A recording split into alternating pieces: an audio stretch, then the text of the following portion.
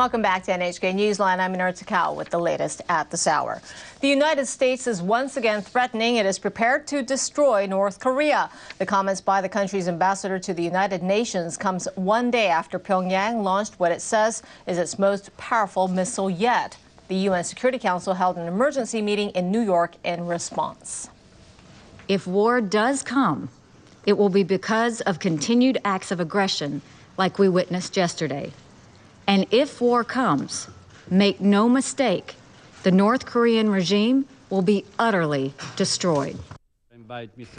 Nikki Haley called on nations to sever all ties with the North, and she says the U.S. has asked China to cut off oil supplies to the country. China is North Korea's major trading partner.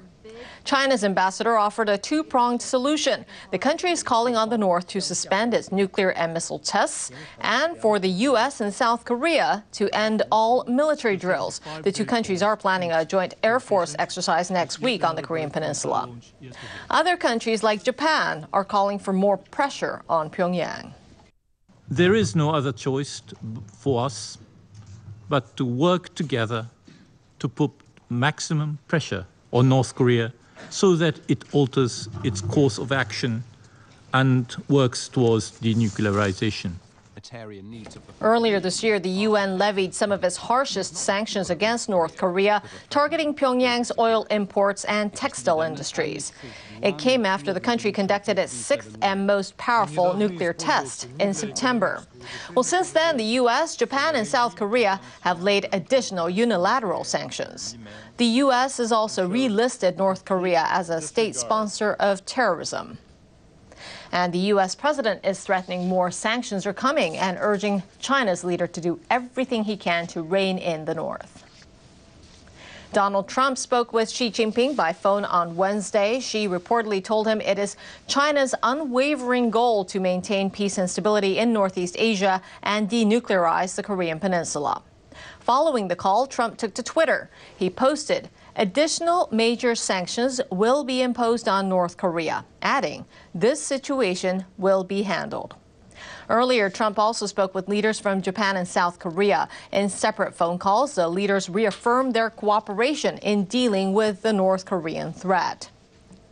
And the U.S. president is once again insulting the North's leader. Trump dropped a nickname he coined for Kim Jong-un during a speech on tax reform in Missouri. We have tremendous support for this plan, tremendous, because these massive tax cuts will be rocket fuel, little rocket man, rocket fuel for the American economy. He is a sick puppy. Trump also stressed he intends to step up his country's defense by strengthening its military.